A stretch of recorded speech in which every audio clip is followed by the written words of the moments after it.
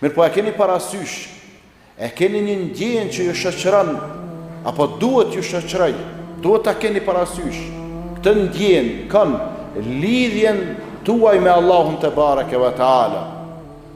Lidhja e robit me Zotin është tetë e rëndësishme. Dhe e keni parasysh këtë ndjenjë kaq të mirë që Allahu ty nuk të len asnjëherë derisa ti me tërçenjen ju ke mbështet Allahu Teala. Mos u mbështet dikun tjetër. Mos ki bindje që të tjerët kanë me të mbështet të jetën. Janë periudha, janë faza kohore që ki shumë njerëz afër vetes.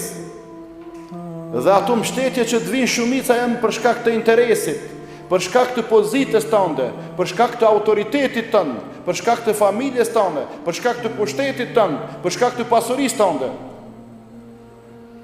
Nëse këto të shkojnë, ndërpritet mbështetjet apo lidhjet me të tjerët, sepse shumica e lidhjeve në këtë botë janë lidhje të interesit.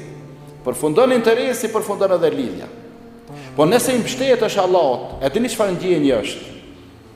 E dini që kur ti je i vetmuar në mesin e shkretëtirës, e i rrethuar me kafshë të egra, ti je rahat, ti je i qetë.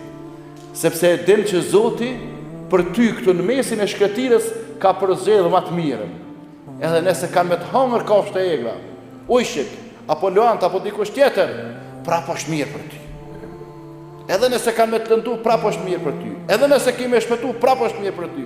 E dini pse?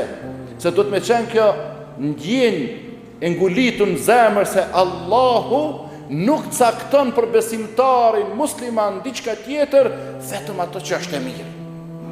Së nga njerë dikush po thotë qysh bre mirë, po thani filoni, një fëmijë e pat, edhe që ato ja murë Zoti, o me të pas një fëmijë. Hajrë është, mirë është. Se e ka ditë Zoti që ai nëse jeton ku me ditë çka bëhet nesër. E ma leto me të vdekë vladi se sa me pa të i promovu haramet e mdhaja. Pyetni ata baballarë dhe nana që fëmijët e tyre janë zhytur në harame, në gjunahe. Wallahi në çajnë edhe thojnë sot me ma marr Allahi më i kënaqur jam se sa çka po shoh vajzën tëm, çka po bën apo djalin tëm. Nëse s'ja u shprehin juve, neve ne shprehin.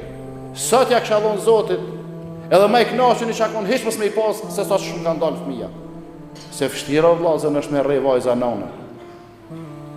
I li pare në ka e shku nana për flaksh, se ka me dal, ka me ushëtit, ka me kalu natën e për kafeteria, apo në për diskoteka, apo në për klabe. Vështira është me pa e vladin ka rre babën, pa ka djem. Edhe ishte pejmendes me thonë, ai që e rre babën, ai nuk ka fëmija i tina. Pse, pe akuzonat grunet? Se me thonë kështu atëherë, do me thonë ai pas ka pozina gruja tina. është teori e gabume kështu me thonë. Jo, i tyne është. I tyne është, po janë sprovu shumë. E të në jamerë Zoti, edhe, qka? është ma rahat. Qka do të thotë lazën? Me pas lidhen me Zotin, është me ditë, se Zoti ty të mjafton për çfarë ti të duash. Wa man yatawakkal ala Allah, fa huwa hasbuh. Ai që i mbështetet Allahut, Allah i mjafton atina. Se shumë kush, edhe na po i mësojmë njerëz, po thojmë gruas mbështetu për burrin se është shtyll. Edhe burri mbështetu për gruas se është shtyll, po ka herë kjo shtylla porzohet, po prishet. Pelshën ka një herë. E mos u mbështet as për ata, mbështeto për ato që ka pushtetin absolut. Se mundet me të lanë gruaja. Edhe ka gra që s'janë gra devotshme, në momentin që burri dorëzohet, e nuk mundet me furnizue me mjetë sa dohet, a nuk mundet me i kry do obligime ndaj saj, thëtë e që qani që je konë. Që t'je konë që shtu i shkej që qanë? Po që ishbe 30-40 martes kesh burri zoti, burri mirë, tash pëse e ka penzin 200 euro, 100 euro, që me bo i shkejt a i se ka bo veti. Se marrë dhe mirë shteti jo.